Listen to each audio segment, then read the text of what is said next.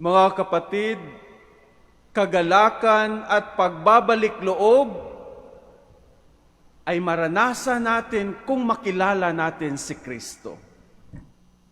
Katulad ng ating kwento sa Ebanghelyo, si Zaccheo may kakulangan, pandak, pero sa pagnanais niyang makita si Jesus, gumawa siya ng paraan.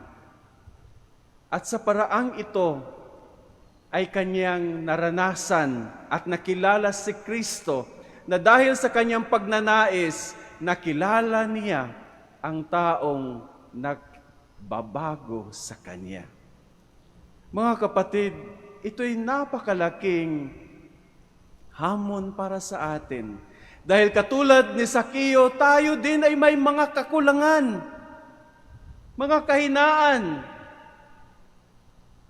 Bagkus, hindi ito hadlang upang makilala sa Jesus.